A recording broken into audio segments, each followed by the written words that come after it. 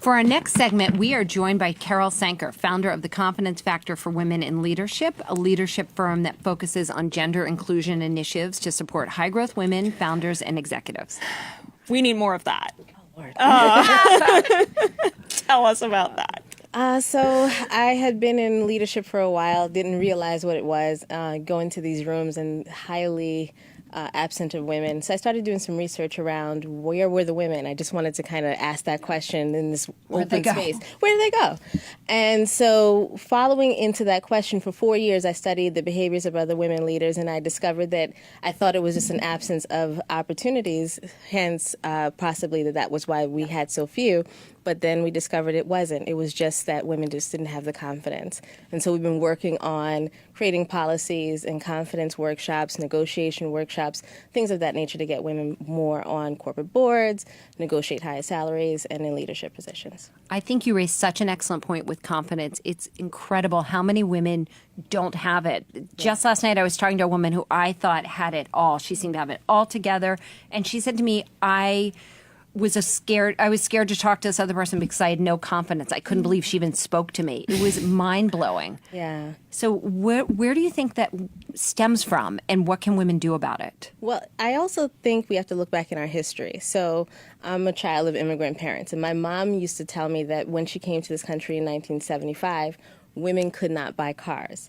And so I think to myself, it's not that long ago because I still consider myself in my 20s. And you look it. I'm going to stick there. Of course. And so I still think that if you look back, it's not even 42 years since we were not able to do that. My mother also used to tell me around the 1980s, it was still kind of cliche to have a car loan as a woman, as a single woman. You had to have a co-signer who was either your husband or some other man or something like that. So if you look at it, it's not that long ago that we were getting into high-level leadership positions.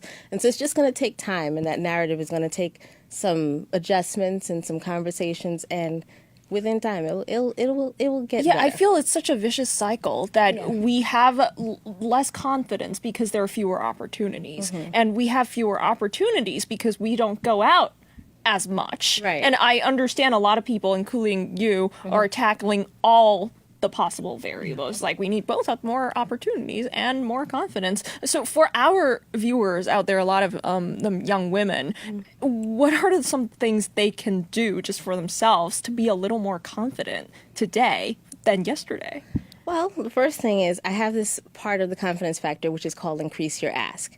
And so I challenge women to ask bigger questions. And so ask bigger questions of your employers. Ask bigger questions in business. Start negotiating. Start having those hard conversations, those difficult conversations we've been avoiding. I'll also say another thing is this. If you're fearful, that's a good thing. That means you have to do it. That's the next level up. So the fear is a guide. It's a GPS. It's going to help you to be able to get to the next level. So if you feel it, don't run from it. Embrace it. And as trembly as your voice is, still go in and ask those questions. And another thing is to get mentors and advisors.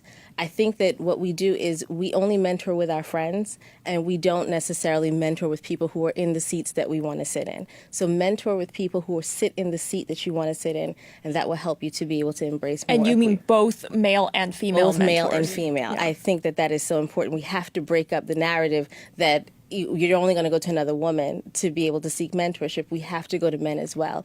It's important for us to learn from them. They have so much that they can teach us about how they have been sitting in the seats that we want to sit in. How do you get a mentor? I once tried to get a mentor, and this woman just thought I was being creepy. Me too. I want a mentor. I mean, it's a simple question of who is it that inspires you to be what you want to be? Yes. And so one of my first mentors, I'll always say, is a woman named Billie Jean Miller.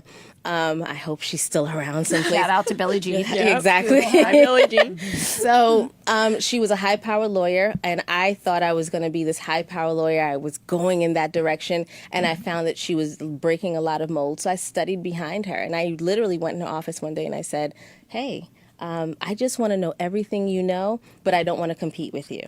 And she took me under her belt, and for about a year or so, that was the person who, when she came into the office, I was in her office. When she went out to go, adjudicate a case, I was right behind her. So I just wanted to make sure that she knew I was not in a space to compete. So how you really find mentors, let them know you're not there to compete, you're there to collaborate and learn. Okay. And then I it's important to, one, identify who you want to emulate. Yes. And then two, how do you approach them? And we have a question on that from Cheyenne Reed. Thank you for pronouncing it correctly. How just love the West. How do you approach these possible mentors? Like, are you supposed to invite them to coffee? Are you supposed to just get them in the conference room? Or are you going to wait outside of I their think office? coffee is always a good thing, only because it's probably my favorite beverage in the world. But Do you have any favorite brands? Starbucks. But that's one way. Another thing is we have social media now. Let's not act as though we don't have access to mentorship. Such a good- Start inboxing, direct messaging people and say, I love what you do. Start hitting them up and saying, I would love to come and have coffee with you, take you to lunch, learn what you know, and stop avoiding the conversation because you're thinking they're bigger than me.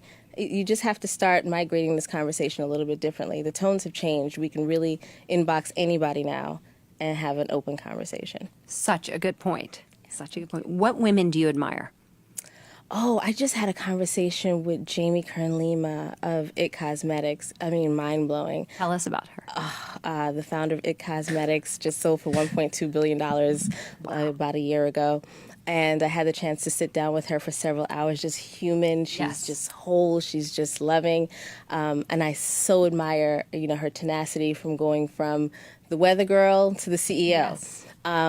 People like her, Sheryl Sandberg inspire me. My mother inspires me. Shout out to moms. Shout out to Mom. And I have a lot of great friends who have broken ceilings within their industry who, regardless of what they think that I don't hear and I don't Yes. follow, they highly inspire me. So those things matter. Yeah, and I have one last question before we have to let you go, which is nowadays I almost feel women empowerment, that phrase is ubiquitous, right? It to me, it almost feels like it's a way to sell tickets to events, Yes. it's a way to do your hashtags, it's Yeah. just a way to start a conversation, but I think more progress could be made in terms of actually empowering yes. women. When do you think, like in how many years or how many months do you think we'll actually get there?